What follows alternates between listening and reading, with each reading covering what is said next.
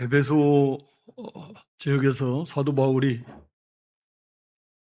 뒤에 가서 보면 약 3년여라고 이렇게 본인이 말하고 있고, 오늘 여기 이제 8절 또 10절에 보면 정확히 2년 3개월 대략 이렇게 이제 기록이 되어 있습니다.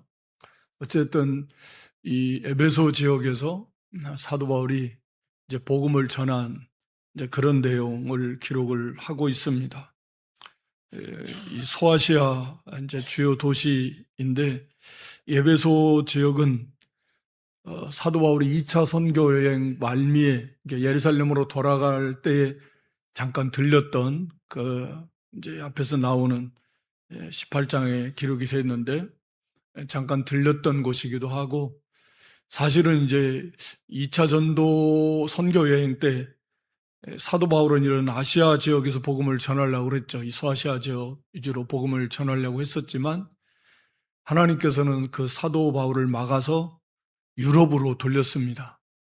그래서 2차 선교여행을 그런 빌립보, 마게도냐, 그 다음에 거기 빌립보에서 데살로니가로, 베레아로, 아덴으로, 고린도로, 그렇게 2차 선교 여행을 했거든요. 그래서 유럽으로 향하게 했고, 그런 다음에 이제 이 3차 선교 여행에 이제 하나님께서 이 소아시아 지역에서 에베소 이 지역에서 복음을 전하게 하십니다. 그러니까 이제 하나님의 다 그 모든 것이 시간표가 있고 하나님의 그 예정에 따른 또 섭리가 다 있으니까 하나님의 뜻대로 어떻게 하면 모든 인생이 다 마찬가지고, 또 교회도 나라도 그렇지만 사실은 나라는 힘들 것 같고, 하나님의 뜻을 잘 찾아서 그 하나님의 뜻대로만 잘 순종할 수 있다라고 하면 그보다 더 성공적인 최고의 삶은 없을 것입니다. 어쨌든 여기 오늘 8절에 보면 바울이 회당에 들어가서 석 달 동안 담대히 하나님 나라에 관하여 강론하면서 권면했다. 우리가 이제 데살로니가 교회 같은 경우는 딱 새 안식일 3주 밖에 머물 수 없었어요. 핍박이 심해서 이제 피신할 수밖에 없었는데, 그런데 이 에베소 지역에서는 무려 회당에서 이 석 달 동안이나, 그러니까 회당은 이제 유대인들, 유대인들이 이렇게 모여서 자기들 이렇게 예배하는 이제 곳이잖아요. 말씀 가르치고. 그 회당에서 석 달 동안이나 했다라는 것은 그래도 상당히 물론 하나님의 섭리 속에 있지만, 그 사람들 어찌됐든 사도 바울의 어느 정도 좀 우호적이거나 최소한 그렇게 막 적대적이진 않았다. 그러니까 무려 석 달 동안이나 그 회당에서 이 사도 바울이 전하는 그 핵심의 내용은 뭐냐면 하나님 나라에 관하여, 그러니까 하나님 나라, 다른 말로 말하면 천국이 가까이 왔다. 천국, 회개하고 복음 믿으라. 천국이나 하나님 나라나 같은 의미잖아요. 그러니까 하나님의 나라, 다윗의 유다지파 다윗의 자손으로 오실 그리스도가 그 완전하고 영원한 그 왕권을 가지고 오셔서 나라를 세우시고 영원히 다스릴 나라, 그게 하나님 나라의 개념이잖아요. 그러니까 메시아가, 그리스도가 오셔서 완성할 하나님의 나라.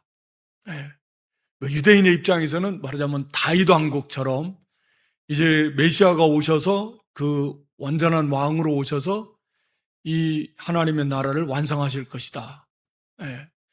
잘못된 좀 정치적인 그런 메시아관을 가졌었지만 어찌든 그런 거예요. 이제 거기에 대해서 이 유대인들에게 있어서 바로 예수 이분이 여러분들이 기다린 바로 그 그리스도 메시아다. 그래서 그분이 이루시는 하나님 나라는 아마도 그랬을 거예요. 여러분들이, 바울 자신도 그렇게 생각했을 것이고, 과거에 여러분들이 생각하는 것처럼 그렇게 정치적인 그리스도가 아니다 라고 하면서 하나님 나라에 관해서 예수님의 십자가 부활, 그리고 재림, 그리고 심판을 통한 이 이제 구원, 마지막 완성될 하나님의 나라에 대한 그 하나님 나라에 대해서 이 석 달 동안 계속 강론했습니다. 강론하고 권면했다. 그러니까 강론하고 그러므로 그들을 이제 권면한 거예요. 그러므로 예수를 그리스도로 믿으라. 예. 그러니까 석 달 동안이나 계속 한 거죠. 그러니까 안식일만 했어도 뭐 상당히 뭐 한 12번 안식일만 했어도 그렇게 했을 건데 어찌됐든 석 달 동안이나 회당에 가서 하나님 나라에 관해서 강론하고 권면했다. 오늘 우리에게도 마찬가지입니다. 우리가 뭐 교회도 하나님의 나라이고 우리 성도 속에도 하나님의 나라가 임하고 하지만 이제 궁극적으로 완성될 하나님의 나라, 진짜 완전히 완성될 하나님, 예수님의 재림으로 이루어질 하나님의 나라, 이게 이제 우리의 소망입니다. 궁극적 소망입니다. 하나님께서 이 세상을 창조하신 목적이 애초에 하나님 나라를 세우시고자 하는 목적 속에서 이 세상을 창조하신 것이고 또 이렇게 통치하시는 것입니다. 핵심이 하나님 나라예요. 예수 그리스도를 통해서 이루시는 거예요. 그러니까 항상 우리도 그것을 기억하면서 이제 거의 막바지에 이르렀지만 이제 완성될 하나님의 나라, 그리고 우리도 이제 완성될 그런 구원에 영화롭게 될 그런 이제 성도, 아직은 이제 그 과정에 있지만 우리가 부활의 몸을 입고 이제 영화롭게 된 그 상황에서 죄가 하나도 없는, 그리고 죄를 지을 가능성도 없는 그렇게 완전히 영광스러운 존재로, 구원이 완성된 존재로 그렇게 이제 변화되어서 이제 세세토록 영원한 왕이신 우리 주님께서 다스리시는 그 하나님의 나라를 에서 세세토록 사는 거죠. 하나님을 섬겨. 이게 이제 하나님의 나라에 관한 하나님의 구원의 계획입니다.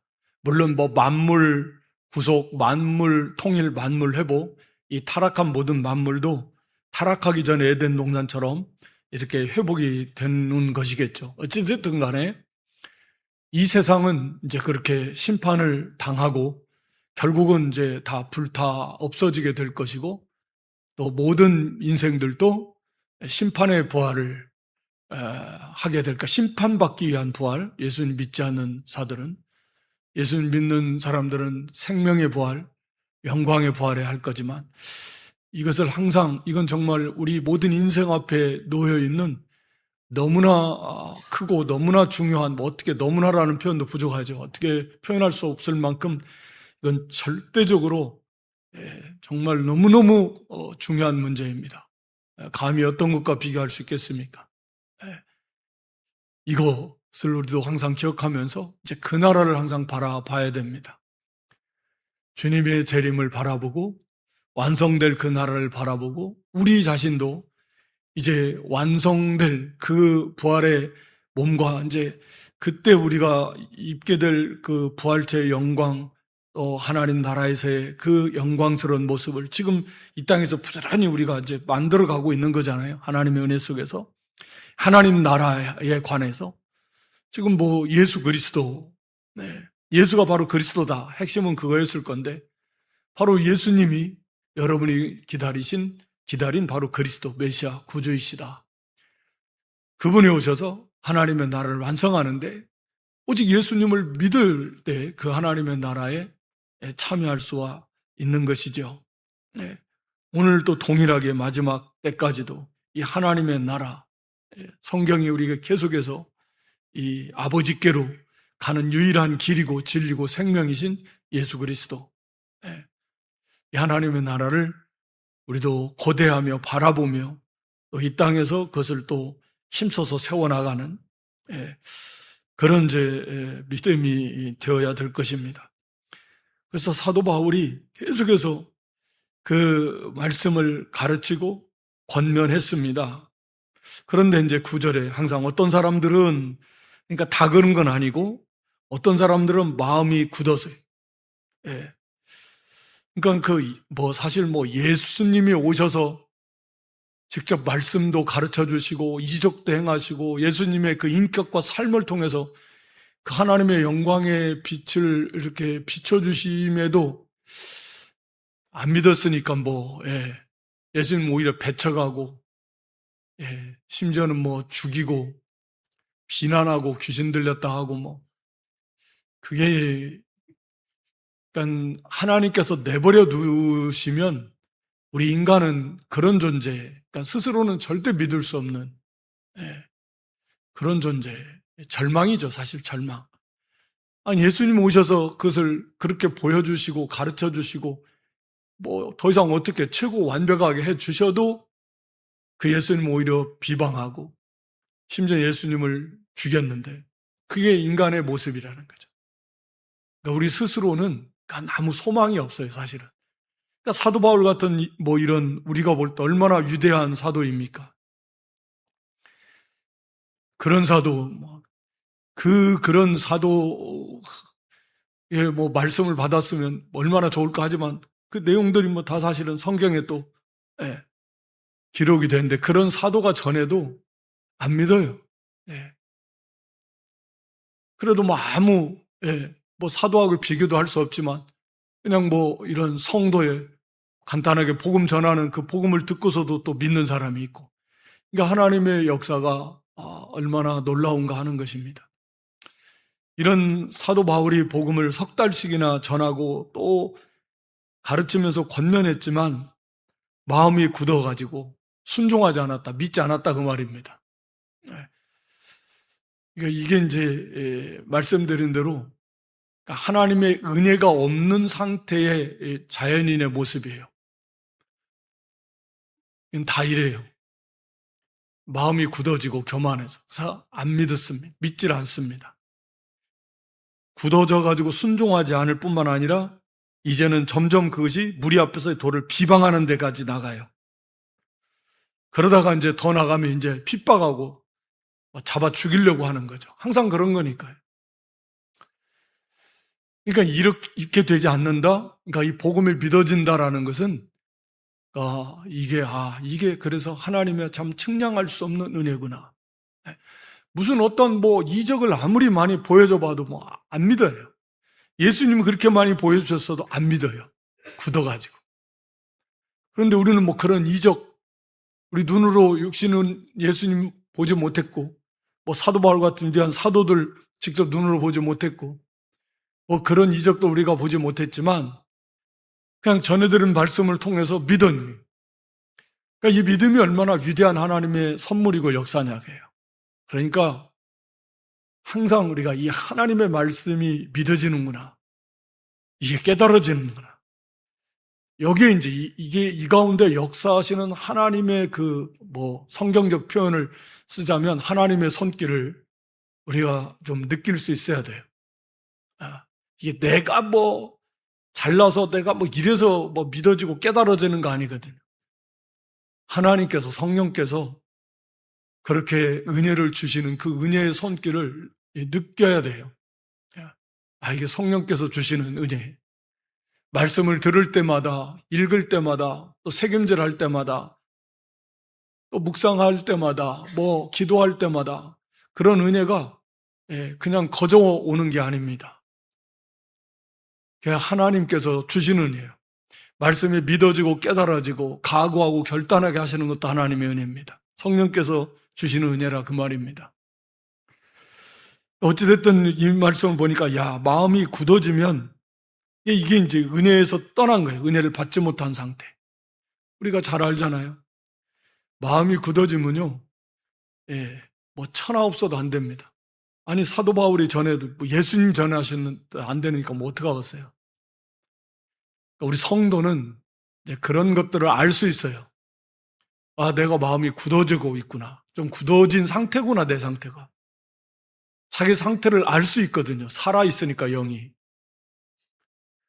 그러니까 자기를 어느 정도 볼 수 있고 귀가 있고 눈이 있으니까 깨달을 수 있고 알 수 있어요. 자기 상태가 어떤지 뭐 정확히는 모른다고 해도 그런 상태를 우리 성도는 알 수 있으니까 자기 자신이 그러는 것들을 이거 내가 굳어져 있구나. 이 말씀이 이게 착착 뿌리가 이게 안 내리고 자꾸 말씀이 튕겨져 나가고 말씀이 받아지지가 않고 이건 벌써 내가 굳어져 있는 거거든요. 그걸 통해서 아는 거죠. 내 상태가 이런 거네. 은혜가 안 되네. 말씀이. 읽으려고 하면 졸음만 오네. 막 이런, 그래, 말씀, 은혜도 안 되고, 자꾸, 예, 이 부정적인 생각이 들어오고, 이 큰일 났구나. 내 상태가 지금 상당히 위험하구나. 곤고한 가운데 있구나. 이걸 깨달아야 됩니다. 그래서 이 사람들은 이제 비방을 하고, 그러니까 더 이상 거기에 있을 수가 없는 거죠. 그 해당에서. 그리고 이제 그 가운데 믿는 자들도 있었던 것 같아요. 어떤 사람들이라고 했으니까 그렇지 않은 사람들, 여전히 관망하는 사람들, 또는 개중에 믿는 사람들, 뭐 이렇게 있었던 것 같아요. 그러니까 결국 바울이 떠나요. 그러니까 먼저 이 반대하면 떠나는 겁니다. 예. 복음은 뭐 그런 거 항상 받지 않으면 다른 데로 가는 거지.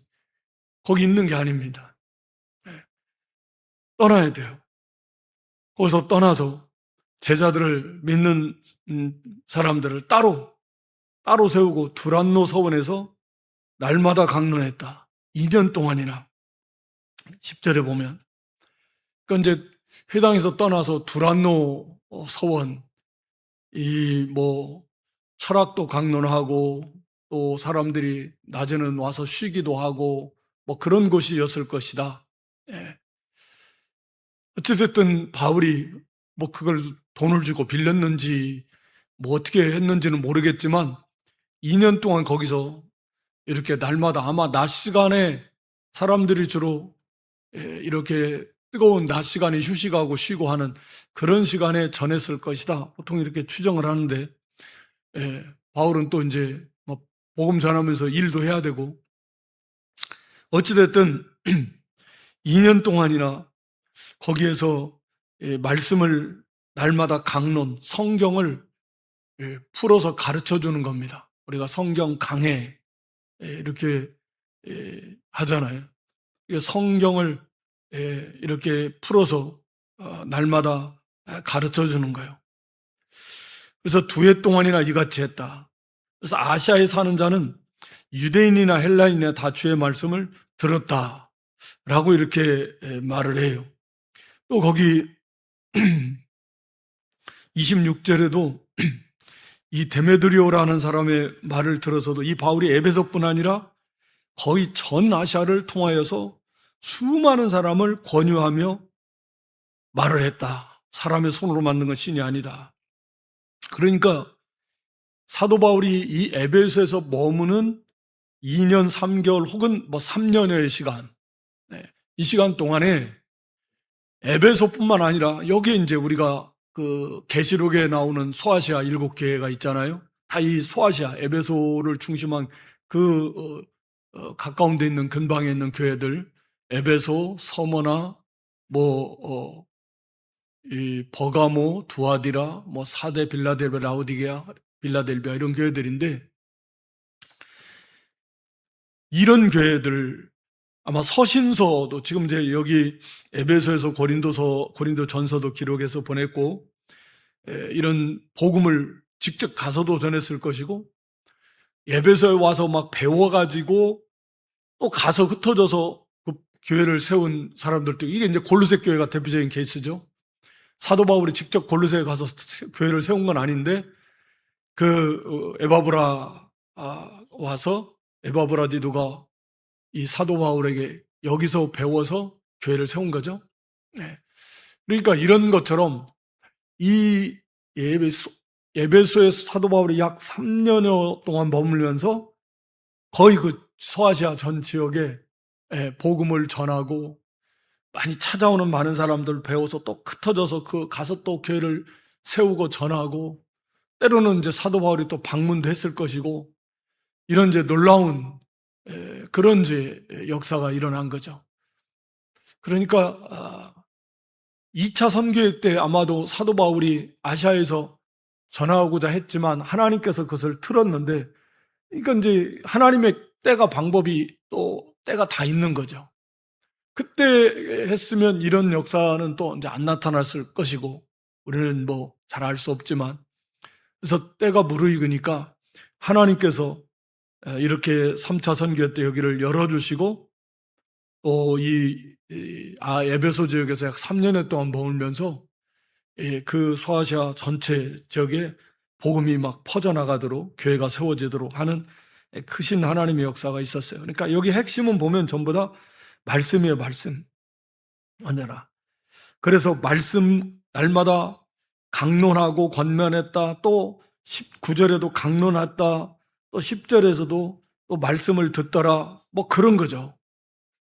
그리고 이제 여기에 11절에 보면 하나님이 바울의 손으로 놀라운 능력을 행하게 하셨다. 그 능력이 어떤 거냐면 심지어 사람들이 바울의 몸에서 손수건이나 앞치마를 가져다가 병든 사람에게 얹으면 그 병이 떠나고 귀신도 나갔습니다. 놀라운 희한한 역사가 일어나는 거죠. 예. 하나님께서 그렇게 하십니다. 여기 그렇게 했잖아요. 하나님께서. 이건 뭐냐면 항상 이 보조적으로 지금 사도 바울에게 하나님께서 힘을 자꾸 실어주는 거예요. 예. 바울이 지금 말씀 사역인데 이 말씀이 계속 막 퍼져나가면서 교회가 세워지는데 그 말씀의 권위, 바울이 전하는 그 이 말씀의 권위입니다. 그 바울에게 있는 무슨 앞치마 이렇게 손수건 닦는 이런 수건 같은 건데 그거 자체에 무슨 효능이 있는 게 아니고 그것만 갖다가 얹어서 병자에게 갖다 얹으면 떠나는 얼마나 놀라운 역사예요. 이걸 통해서 사도 바울의 권위를 얼마나 그 사람들이 볼 때는 사도 바울이 얼마나 높게 보이겠습니까? 안 믿는 사람들 같으면 그런 사람을 신처럼 생각하려고. 예, 그런 일이 일어났는데, 그러잖아요. 그러니까 사도 바울의 권위를 높이면서, 사도 바울이 전하는 이 말씀이, 즉, 복음이, 여기에 신적 권위, 하나님의 말씀이구나. 그리고 이 사도 바울이 전하는 예수 그리스도, 하나님이 참신이시구나. 왜냐하면 악귀 귀신이 바울이 바울에 있는 앞치마 땀 지저분한 거죠. 앞치마가 막 땀 흘리고 수건 같은 거 막 땀 닦고 이런 거 냄새 나고 땀 냄새 나고 그런 걸 건데 그런 것만 갖다가 얹어도 악귀가 나갈 정도면 그러니까 이 사도 바울이 전하는 하나님 여호와 하나님 그 예수 그리스도 이 비교도 할 수 없는 바울이 전하는 건 유일신이고 참신이고 전능하신 분이시고 지금 바울이 계속 전할 거 아닙니까? 이 복음이 하나님 나라를 강론하면서 그러니까 그것을 말하자면 확증해주는 사람들로 하여금 그걸 믿도록 또 이렇게 그들의 믿음을 도와주는 그런 보조적인 역할을 하는 겁니다. 언제나 그렇게 이제 이적 자체는 항상 보조적인 수단이죠. 이적을 통해서 구원을 주시는 건 아니지만 복음 말씀을 통해서 그걸 믿어지도록 하셔가지고 구원을 주시는 게 하나님의 구원의 방법이고 그 이적은 이제 그것을 보증해주는 이게 진짜 사도고 그래서 바울이 전하는 이 말씀의 권위, 신적 권위가 있고 하나님 말씀이고 그 말씀의 내용인 예수 그리스도가 참 구주이시고 또 여호와 하나님만이 참신, 유일신, 전능하신 하나님이시다라고 하는 것들을 이런 이제 이적을 통해서 이렇게 증명하게 하시는 겁니다. 그러면서 이제 거기 13절에 보면 돌아다니면서 마술하는 어떤 유대인들 이런 사람들 그러니까 돌아다니면서 사람들을 현혹시키면서 그 돈벌이로 자기들 미혹시켜가지고 이런 사람들이 많은데 그런 철학 선생들도 많을 것이고 각종 우상을 섬기하는 사람도 많고 유대인들 가운데도 이런 사람들이 있었다. 마치 무당 구다는 것처럼 마술하는 어떤 유대인들이 그래서 이 제사장 유대의 한 제사장 스게와라고 하는 이 제사장의 아들이다라는 표현을 보니까 얼마나 이 유대교들 얼마나 많이 타락했는가 하는 걸 알 수 있는 거죠. 그래서 이제 이 바울의 흉내를 내는 거죠. 자기들 한마디로 돈벌이를 하려고 사람들에게. 그래서 어떤 유대인들이 시험 삼아 악교 들린 자들에게 가서 시험 삼아라는 건 하여튼 자기들도 그 돈 벌을 목적으로 그렇게 자기들의 위상을 높일 목적으로 그렇게 하는 거죠. 그래서 주 예수의 이름을 불러서 말하되, 그러니까 한마디로 오늘날 주 예수의 이름으로 뭐 이렇게 내가 명하느니 나가라 뭐 그런 거죠. 내가 바울이 전파하는 예수를 의지하여 너에게 명하노라. 그러니까 뭐 귀신아 나가라 뭐 그렇겠죠. 뭐 명하라 나가라 하니까 악귀 들린 사람이 그 사람의 입을 통해서 뭐 했겠죠. 대답을 합니다. 내가 예수도 알고 바울도 안다. 귀신도 알죠. 예수님이 하나님의 참 아들 메시아라는 거 압니다. 믿지는 않지만 바울도 귀신도 안다는 거예요. 참 하나님의 종이라는 거 그런 정도 인식하고 있다. 하나님의 사람이라는 거. 근데 너는 누구냐? 너는 누구냐? 아마 깜짝 놀랐을 것 같은데. 그래가지고 악기 들린 사람이 막 그들에게 오히려 뛰어 올라서 눌러서 막 그 상한 몸, 벗은 몸 한 거 보면은 막 두드러 팬 것 같은데 옷도 막 다 찢어지고 막 겉옷 벗기고 막 상했다라는 건 상당히 이런 큰 이 데미지를 받았다라는 건데 악기 들린 사람 귀신의 힘을 가지고 오니까 얼마나 힘이 세겠어요. 7사람 여기 혼비백산 해가지고 막 그냥 뭐 옷도 다 겉옷 막 찢겨지고 벗겨지고 엄청 막 두드러 맞고 막 겨우겨우 몸만 빠져서 도망가 버렸습니다. 깜짝 놀라는 거예요. 이게 거기 있는 사람들에게 다 드러난 겁니다. 그러면서 이제 두려워하던 거예요. 일을 알고 두려워했다. 일을 알고 두려워했다. 하나님을, 예수님을 더 두려워. 물론 사도 바울도 좀 더 두려워했겠죠. 그러니까 이걸 통해서 뭐 우리가 잘 아는 것처럼 무슨 뭐 예수님의 이름이 무슨 그런 그 하나님은 우리가 신격, 인격의 하나님이시. 믿음도 없이 예수님과 아무 관계도 없는데 우리 사람도 그러잖아요. 사람 이름 팔아가지고 아무 관계도 없는 알지도 못하는 사람이 누구 뭐 좀 유명한 사람 뭐 실력 있는 사람 이름 팔아가지고 뭐 물어보면 그 사람 무슨 사람 나 얼굴도 뭐 이름도 처음 듣는 사람이다. 아무 의미도 없는 거죠. 우리 하나님 하물며 아니 살아계신 하나님 참으로 예수님을 믿는 믿음 하나님의 자녀예요. 그리스도와 연합된 하나님의 백성이요. 그런 성도가 비록 믿음이 부족해도 그 마귀가 악한 자가 손도 못 댄다 그러죠. 손도 못 댄다라는 것은 이 자기 마음대로 주장을 못 해요. 그렇게 할 수가 없죠. 원리적으로. 어둠의 권세에서 이미 사랑의 아들의 나라로 옮겨졌는데 유혹하고 협박하고 뭐 그런 거죠. 그러니까 스스로 그냥 두려워서 벌벌 떨고 믿음이 없으니까 거기다 굴복 안 해도 될 걸 굴복하고. 그러나 강제로 못합니다. 할 수가 없어요. 예수님 안에 있고 예수님과 연합되어 있는데 마귀가 그걸 강제로 어떻게 하겠어요? 그게 이제 손도 못 댄다는 의미거든요. 그 손 못 댄다고 그랬다가 뭐 그랬는데 왜 이런 일이 생기냐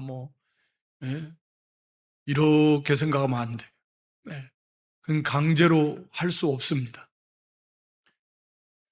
그런데 이런 사람들은 그 무슨 예수님의 이름 무슨 자판기 버튼만 아무나 그 이름만 갖다 대면 그런 거 아니잖아요. 살아계신 하나님이시고, 살아계신 우리 주님이신데, 그래서 그런 믿음을 가지고, 때로는 좀 여호와 이름을 망령때 일컫지 말라라고 하신 그 3계명에 좀 비추어서 우리가 이제 하나님의 이름, 예수님의 이름을 좀 사용하는데 조금은 좀 조심할 필요는 있죠. 합당치 않게 막 그냥 하는 것보다는 좀 이렇게 조심하면서 믿음을 가지고 하는 게 제일 좋지만 어쨌든 이 사람들은 이걸 통해서 귀신이 그 인정을 하는 거죠. 바울의 저것만 갖다 쫓겨나던 그 귀신이 그냥 이름만 갖다 우상들은 다 그러거든요. 우상 섬기는 사람들은. 그냥 다 갖다가 그냥 그 이름만 갖다가 대고 하면 실제로 그게 오지도 않지만 딱 그런 건데 아니 그 사람은 그 이름 갖다 예수님의 이름만 갖다 댔다고 이런 이 역사가 일어나는 게 아니구나. 예. 살아계신 진짜 그 예수를 믿고 그분에게 속한 그랬을 때 그 역사가 나타난다라는 거. 아무나 막 갖다가 그 이름 갖다가 된다고 일어나는 게 아니구나. 귀신도 막 그 사람을 통해서 예수님 알고 바울도 안다. 그러니까 마귀도 안다 그러잖아요. 우리가 많이 배워서 아는 것처럼. 알죠. 사실은 왜 모르겠어요. 예. 자기도 보면은 이게 빛의 자녀인지 뭐 그 정도는 알 것 같은데 자기 같은 어둠의 자녀인지 빛의 자녀인지 뭐 그런 정도는 알 수 있을 것 같은데 그러니까 성도는요 말씀드린 대로 손 못 댑니다. 그러니까 두려워할 필요가 없어요. 주님 의지하고 하나님 의지하고 그렇게 나아가면 되는데 그래서 오히려 이런 것들을 통해서 지금 하나님께서는 사도 바울에게 계속 힘을 실어주고 있는 거예요. 그 고린도 지역에서는 예수님께서 환상 중에 사도 바울에게 나타나셔서 직접 위로해 주셨죠. 두려워하지 말라고. 내가 너와 함께한 너를 해할 자가 없을 것이다. 잠잠하지 말고 계속 말하라 그런 거예요. 이성에 내 백성이 많다라고. 근데 이제 여기 에베소 지역에서는 그렇게 직접 나타나시지 않지만 이런 이적들을 통해서 사도 바울에게 자꾸 힘을 실어주고, 그래서 더 힘있게 이 복음이 전파되고, 그 바울을 두려워하고 예수 그리스도를 두려워하고 하나님을 두려워하는 그런 그 역사가 힘있게 일어나도록 하나님께서 계속 사도 바울에게 힘을 실어줍니다. 그때 이제 이 역사들을 통해서 거기 18절에 보면 믿은 사람들이 많이 와서 자보가 행한 일을 알리며 그러니까 이제 이 믿은 사람들이라는 표현은 믿은 사람들은 이미 믿었다라는 의미거든요. 그러니까 예수를 믿는다라고 하면서 아직도 죄를 끊어버리지 못한 사람들이라고 이렇게 봐야 될 것 같아요. 물론 이제 그때 이제 여기에 믿고 돌아온 사람들도 포함됐겠죠. 그러면서 이 사람들이 많이 와서 자복하고 자기의 죄들을 다 자복했습니다. 그러니까 이 죄가 이 자복했다라는 것은 그러니까 이제 우리가 우리 평양 그 대부흥이 시작이 될 때도 장대현교회에서 이제 그렇게 질선주 장로님 이었었는데 그렇게 공개적인 자기의 그 회개, 자복이죠. 그게 이제 강한 성령의 역사인데요. 그러니까 죄를 이렇게 사람들 앞에서 많은 사람들이 와서 자기의 죄를 자복한다. 이렇게 드러내서 죄를 고백하는 이제 그런 모습으로 보여집니다. 그러니까 이제 강한 성령의 역사가 막 일어나면서 대각성, 부흥, 이런 게 진짜 부흥이죠. 자기의 죄를 깊이 깨닫고, 이제 철저하게 그 죄를 회개하는, 그래서 자기 죄를 다 자복하고 행한 일들을 다 알리면서 내가 이런 죄를 지었다, 이런 죄를 지었다. 그러니까 철저한 통회하는 것입니다. 드러내는 거예요. 공개적으로. 강한 성령의 역사입니다. 그리고 이제 또 마술을 행하던 많은 사람들이 그 책을 모아가지고 와서 다 불살라 버렸어요. 이 책값이 은 5만이나 되더라. 오늘날에 비하면 당시의 책은 얼마나 비싸겠습니까, 사실은. 이게 오늘날처럼 이런 게 아닌데.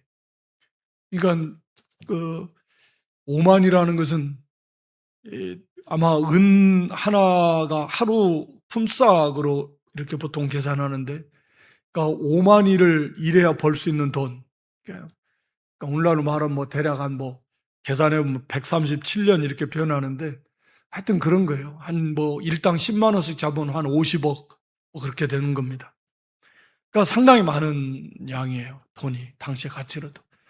그러니까 이 많은 돈에 해당하는 책을 와서 불을 살랐다라고 하는 것은 진짜 참된 회개의 열매다. 이제 철저하게 이런 것들 끊어버리고 다시는 이런 짓 안 하겠다. 예. 이런 죄에서 온전히 돌이키겠다. 라고 하는 그런 결단이고 신앙의 고백인 거죠. 이게 참된 회개의 역사가 이게 이제 부흥이에요. 네. 그러니까 오늘날에도 우리가 영적 대각성 말할 때 미국에 그런 거거든요.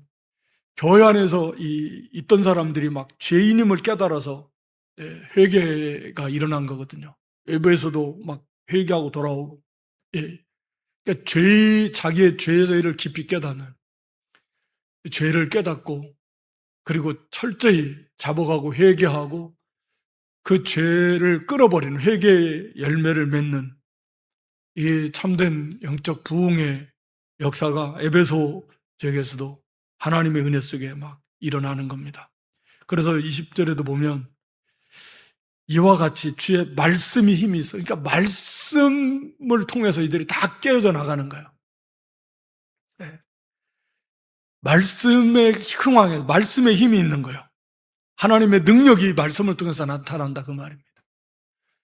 그러니까 끊임없이 이 말씀을 전하고 이 말씀을 통해서 하나님의 성령께서 강하게 역사하시니까 이런 역사들이 나타난 거예요.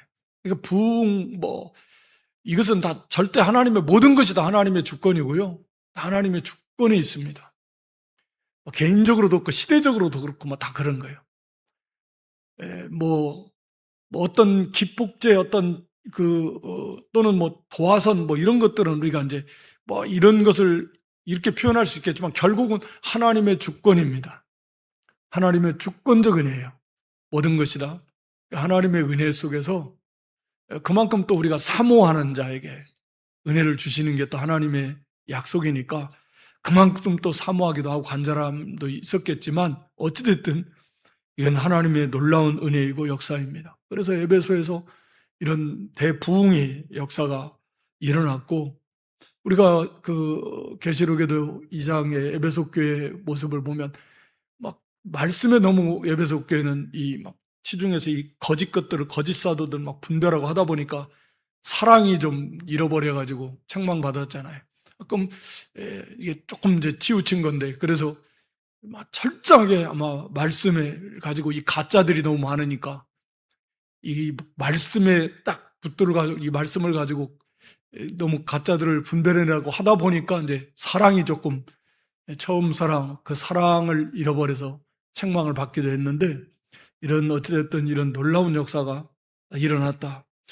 오늘 시대도 사실 어려운 시대이기는 한데 왜냐하면 복음이 처음 쏟아져 들어갈 때 부흥도 그때 보통은 다 있지. 거의 이제 우리나라 같은 경우는 복음이 문이 열린다기보다는 어떻게 보면 정체에서 닫히면 닫히지 열리는 그런 흐름은 아니잖아요. 정체 내지는 서서히 닫혀가는 거지. 한국교회가 지금 문이 열리는 시대는 아니거든요. 그렇다 할지라도 어찌됐든 그래요. 이번에 김인호 선교사하고도 이 얘기 좀 하면서 이 선교사들도 자꾸 노쇠화돼가지고 젊은 선교사들이 자꾸 전처럼 이렇게 지원자들이 없다는 거예요. 그래서 저는 뭘 생각했냐면 이게 복음을 전할 때가 많이 있어야 하나님의 섭리 속에 젊은 선교사 자원자가 나올 건데 이게 이제 다 전해지고 이제 얼마 안 남은 거니까 하나님의 큰 섭리 속에서 보면 한편으로는 그런 거 아닌가. 전해질 것이 많이 있어야 젊은 선교사들이 많이 나올 건데 이제 다 전해지고 이제 없어요. 얼마 안 남았어요. 이제 있는 선교사들만 가지고도 충분하다. 예를 들자면 그런 현상이 맞물려서 가는 거 아닌가. 자꾸 없대요. 젊은 선교사 잘 지원 안 하고 하니까 선교사들도 이제 다 노쇠화돼가지고 1년에 한 번씩 들어와서 건강검진 안 받으면 안 되니까 다 이제 연로해져가지고 점점. 선교사 사회도 다 그렇게 되는. 어찌됐든 간에 어려운 시기는 시기인데 그래도 우리가 말씀에 말씀에 흥하여 말씀의 힘이 있어서 여기에 말씀을 통해서 깨어지고 부서지고, 그래서 거기에 하나님의 반드시 성령 하나님이 진리의 영이신 성령께서 그 말씀 가지고 역사하시니까 마음이 굳어지지 않, 감각이 없어지고 취해가지고, 이런 것들을 우리도 좀 철저히 회개하면서 정말 사모하는 마음으로, 간절함으로 이렇게 말씀을 붙들고 또 이렇게 부르짖고 하나님의 은혜 속에서 우리의 심령들이 좀 새로워지는 그런 영적인 좀 부흥의 역사를 기대하면서 우리 자신도부터 그런 참된 회개의 열매들을 많이 맺히는 그런 하나님의 은혜가 있을 수 있기를 주님의 이름으로 축원합니다. 하나님 우리 아버지, 하나님의 놀라운 은혜 속에 이렇게 사도 바울 일행을 에베소 소아시아 지역에 보내시고 또 그곳에서 이렇게 많은 하나님의 백성들을 구원해 내실 때 참으로 이 주신 하나님의 말씀을 가지고 강론하고 권면하고 또 선포할 때에 하나님의 성령께서 역사해 주셔서 착한 많은 백성들을 구원해 내셨던 것처럼 이 마지막 이때에도 저희가 오직 하나님의 말씀을 붙들고